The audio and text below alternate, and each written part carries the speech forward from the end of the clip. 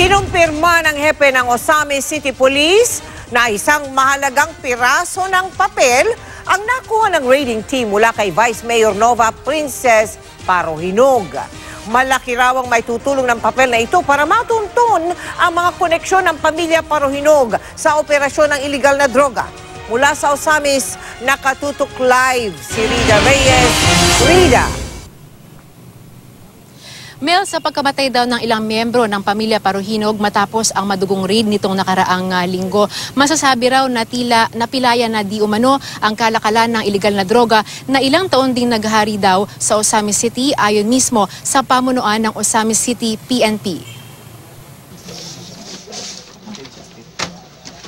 Usap-usapan ngayon ng videong ito na nakuha ng GMA News kung saan makikitang may kinuha at tila itinatago si Vice Mayor Nova Princess Parohinog mula sa raiding team. Hanggang sa tila meron siyang isinubo. Hindi malinaw sa video kung nalulunba niya ang bagay na ito. Pero sa kanyang kamay, merong nakuhang puting bagay. Mabilis na sabi ng abogado ng mga Parohinog na si Attorney Ferdinand Topacio. It's not shabu. Kasi kung shabu yung nilunok mo, shabu is water soluble. It will be instantly absorbed by the body. Kinumpirma naman ng hepe ng Osamis City PNP na si Chief Inspector Jove Espenido, hindi nga droga ang nakuha, kundi isang mahalagang piraso ng papel.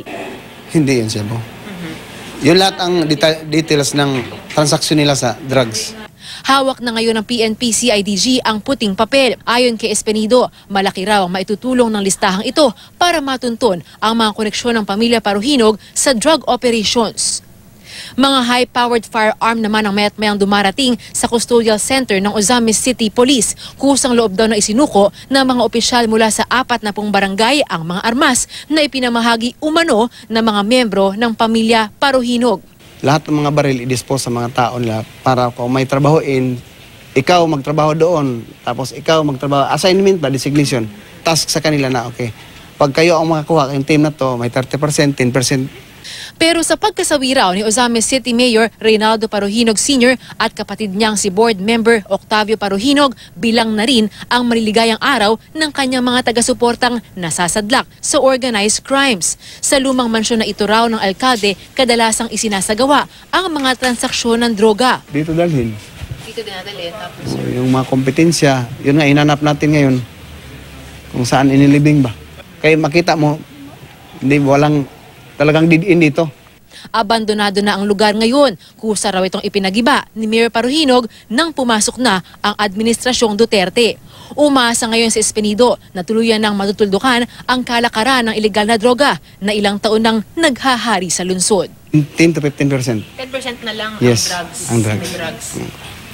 Masasabi natin, hindi ang volume na nasa, kasi hindi natin alam kung ilang sako ang nandoon ngayon sa, but trying our best naman na makumbinsi sila na lalabas na lang, ilutang na lang yung drugs para wala nang hulihan.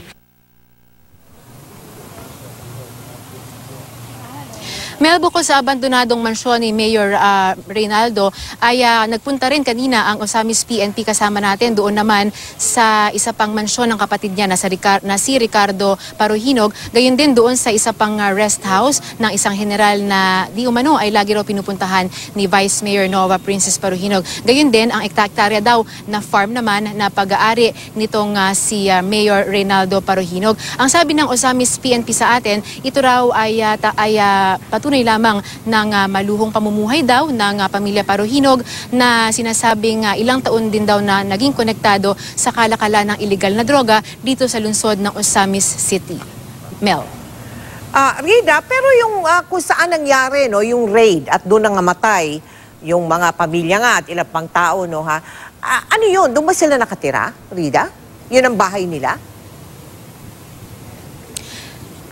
Mel, yung kung saan naganap itong raid, kung saan nga nagkaroon ng madugong engkwentro sa pagitan ng pulis at ng mga tauhan ni Mayor, dyan daw lumaki itong si Mayor Reynaldo Parohinog. Pero ang sinasabi ng Osamis PNP, isa lang naman daw yan doon sa marami pang mga tinitirhan di umano nitong si Mayor. At meron din daw siyang mga tirahan sa iba't ibang lalawigan, gayon din sa Metro Manila. Pero dahil doon daw siya laging namamalagi, kaya't napagpasyahan daw na doon isagawa yung raid nung gabi na yon ng linggo. Mel. Maraming salamat sa iyo, Rida Reyes.